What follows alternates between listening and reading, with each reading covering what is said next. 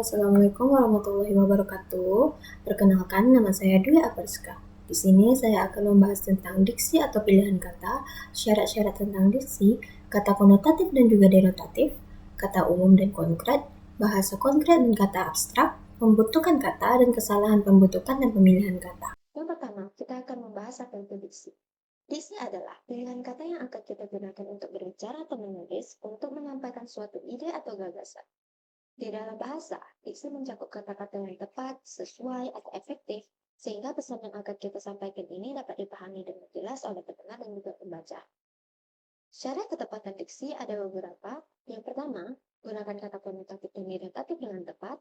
Yang kedua, pilih sinonim sesuai makna yang tepat. Yang ketiga, bedakan kata yang memiliki ejaan yang mirip. Keempat, penggunaan kata kerja pada kata-kata idiomatis. Yang kelima, bedakan kata umum dan juga kata khusus untuk menjaga akurasi.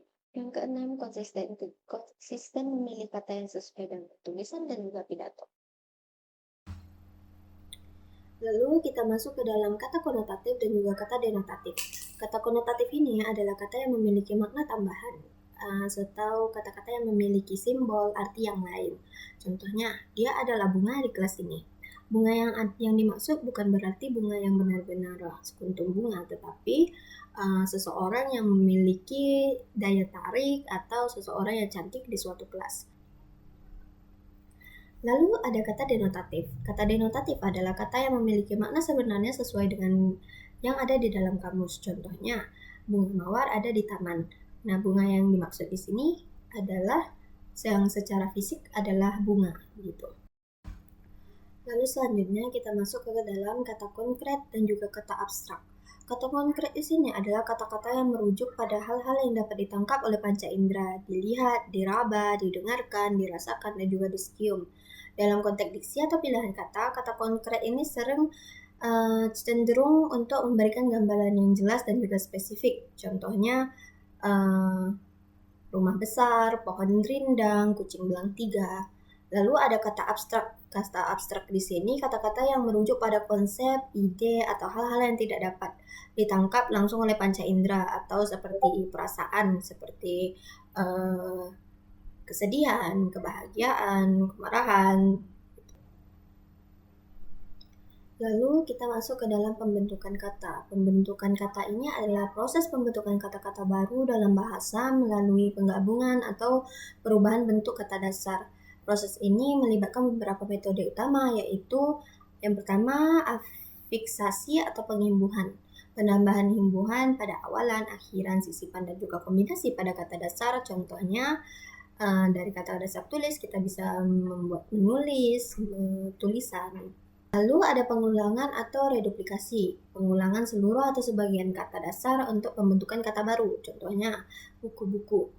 Lalu ada penggabungan, menggabungkan dua kata atau lebih menjadi satu kesatuan baru, yaitu rumah dan juga sakit menjadi rumah sakit. Lalu ada pemendekan, yaitu atau abreviasi. Abreviasi adalah memendekkan kata atau frasa untuk menjadi lebih efisien. Contohnya kata universitas menjadi univ. Lalu ada akronim, yaitu menggabungkan huruf-huruf awal pada beberapa kata menjadi kata baru.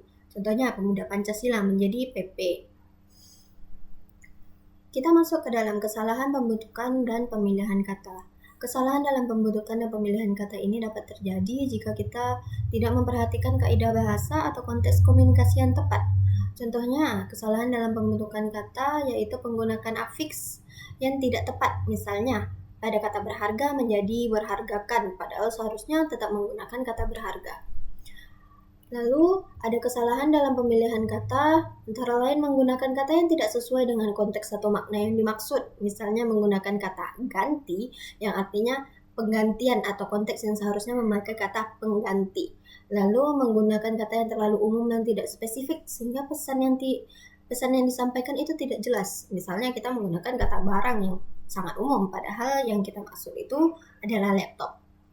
Kesalahan lain itu dapat berupa penggunaan kata seperti makna konotatif dan dalam konteks yang sebenarnya membutuhkan makna denotatif atau sebaliknya, lalu menggunakan kata abstrak ketika yang dimaksud lebih konkret atau sebaliknya.